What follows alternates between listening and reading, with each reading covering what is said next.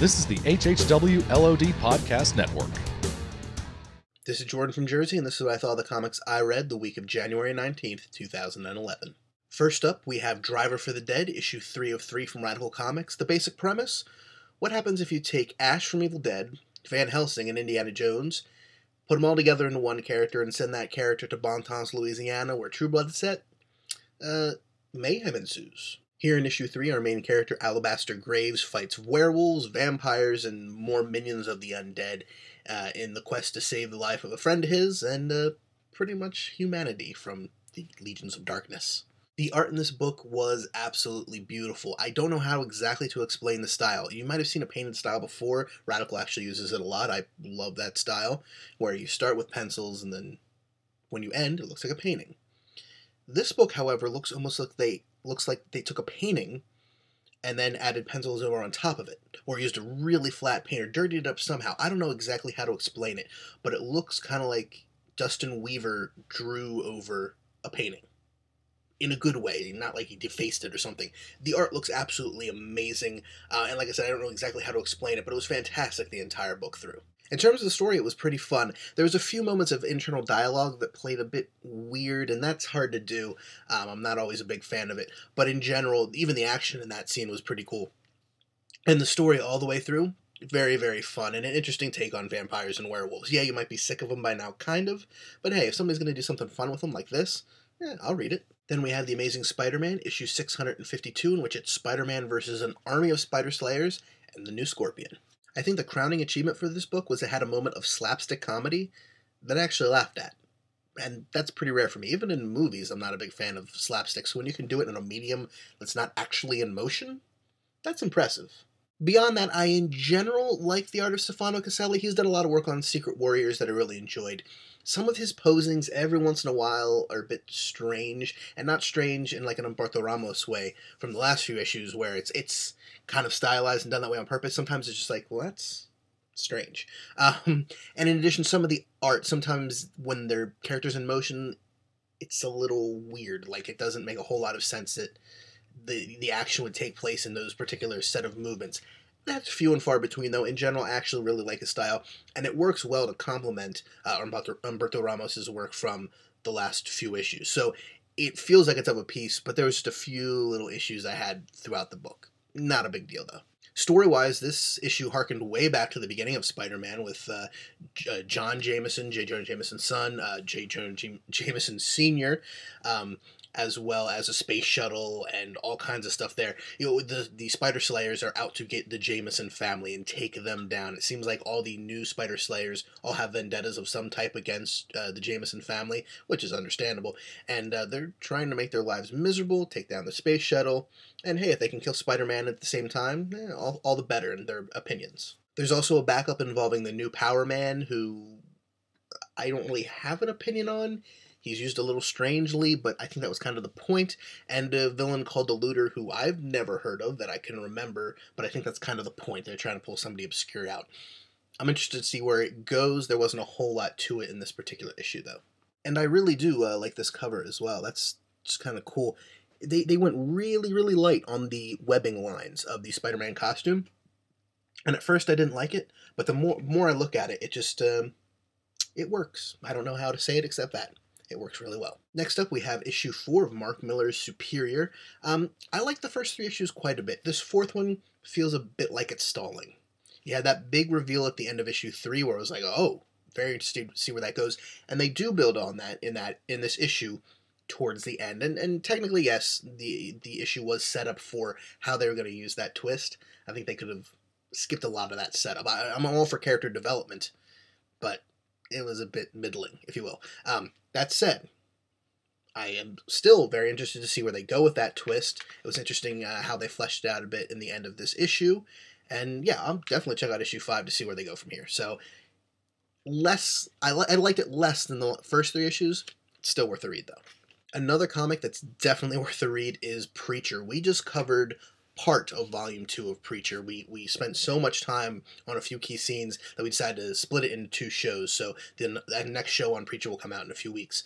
But go to hhwlod.com, check out the Legion of Dudes for our episode on Preacher. Our last one was put out like 2 years ago on Volume 1. You can check that out. Lots of cool stuff there. We're going to be doing a show this week talking about all kinds of things. I'm sure the new Spider-Man costume for the movie will show up, the Cap costume for the Captain America movie, the X-Men pictures that have recently come out, and the Wonder Woman TV show. There'll be tons of stuff to check out there, so check out HHWLOD next week for that episode. Don't forget to check out Half Hour Wasted, Medium Minutes, my comic reviews. The audio editions go up right on there. It's slightly different than these, so you're not getting the same exact review. You're getting a slightly different point of view on that, which is kind of cool, and it's audio, so you can take it with you wherever you are, even if you don't have access to the internet. Just put it on your iPod or Zune or wax cylinder, whatever you're using these days, and yeah, you got it and good to go.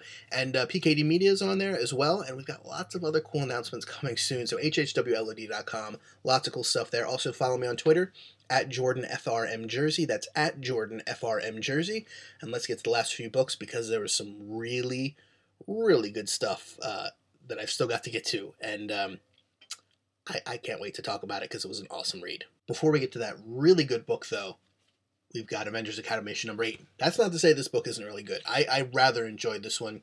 It took our characters, the Avengers Academy cadets. They don't call them cadets in the book, and there's probably a good reason for that, but that was the only word that came to mind. We follow them down their route to evil, unfortunately. The characters of Avengers Academy, if you don't know the premise, these are the kids, and these are 3 of them. There's 6 or 7 in total, I forget. That were most scarred by Norman Osborn during Dark Reign. These are the kids with superpowers that the Avengers worry the most about becoming supervillains. And they're trying to head that off at the pass, as it were. In this issue, we're seeing how little that's working, as the kids try to do something theoretically for good, but in not your daddy or mommy's type of way. Let's just say they really tick off their instructors, and I can't wait to see where they go from the ending here. I mean, clearly, it's not an ending to the series, even though it seems like it could almost be like, this is the end. It's not, clearly. It's a very well-selling book for Marvel, as far as I know, and there's lots more stories in the pipe for it. But, yeah, I'm very interested to see which of these characters go bad, how quickly, and how much destruction are they going to bring to the Marvel Universe. Finally, though, this week, we have Locke and Key, Keys to the Kingdom, issue 4 of 6. Absolutely incredible book and an absolutely incredible series, and let me tell you why. First thing that was awesome about this comic, this particular issue, and this whole Keys to the Kingdom arc is kind of one-shot, so you can pick up any of these with a minimum knowledge of the series, and it's not like you have to pick up every other issue, although you definitely should, because it's incredible. Art-wise, writing-wise, everything. But this issue, the first thing I really liked about it was that it focuses on 2 characters that haven't had a whole lot to do through recently. Some have had more to do through the series than others. That's Rufus, who I believe is autistic, but I don't think it's ever been explicitly stated. He is the son of the woman that the bad guy is living with, Ellie Wheaton. And he can see ghosts, apparently. And that, don't go, Sixth Sense, whatever, I get it. No. He can see the ghost of Sam Lesser. Sam Lesser is the guy who killed our 3 main characters' dad in the first issue. Alright? He's the reason they're living in Key House in Lovecraft, Massachusetts. He's back, and he has switched sides. He is no longer, it seems, on the side of the bad guy Dodge, and he's trying to use Rufus's ability to see him, however that may work, we're not entirely sure, to gain some leverage against the guy who trapped him in ghost form. So there's a lot of really cool interaction between the 2 characters, a lot of Stan Lee flavor, and kind of a throwback to the old G.I. Joe comics, or just a lot of cool stuff in there. Also, if you haven't read G.I. Joe 12 this week, also from IDW, something big happens. You'll want to read that, even if, like me, you don't really care too much about G.I. Joe. If you know anything about the series, something cool happens there. But military angle, plays on the kid's memories of his dad and exactly what's going on there, in which we don't get the full story in this issue, but regardless, it's really cool to see these 2 characters who you'd never think, oh yeah, they should interact in a really cool way, and it moves the story forward. How did it move the story forward? We finally understand, theoretically, because this is could be unreliable narrator, but I don't think so. We finally understand what the bad guy Dodge's plan is. what is his endgame in this series, or at least what is going to be the major crisis he's going to try to bring and the kids are going to have to avert. And it's really cool. I think it's going to play into the series very well. In addition, the kid's uncle Duncan's boyfriend Brian finally wakes up from his coma in the hospital. He's been in a coma since, I believe, somewhere in the middle of the second arc, Head Games, so I could be off on that. And the knowledge he has, and the knowledge he clearly has, because it's pretty much explicitly stated in the end of the issue, could really move the plot forward, because he has information, circumstantial information, but still information, about how he got into that coma, and that something is not right going on in this town. The series is starting to move full steam ahead. Not that it's been slow in any stretch of the imagination beforehand, but look, if you're going to read any comic, you should be reading Locke and Key. It's one of the best books on the stand. It's going to be a finite series, I believe 36 issues in total. I cannot recommend this highly enough. Go check out our hhwlod.com website. Go check out the LOD episode on Locke and Key Volume 1. Check it out, even if you haven't read the comic. Hopefully, it'll convince you to buy it.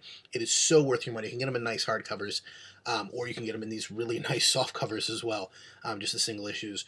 Check it out. You won't be disappointed. That's it for the comics I read the week of January 19th, 2011. I'll be back next week. Don't forget to check out the new website, the Media Minutes, where the audio reviews are going up. Follow me on Twitter at JordanFRMJersey. Have a great week, and I'll see you next time. This is the HHW LOD Podcast Network.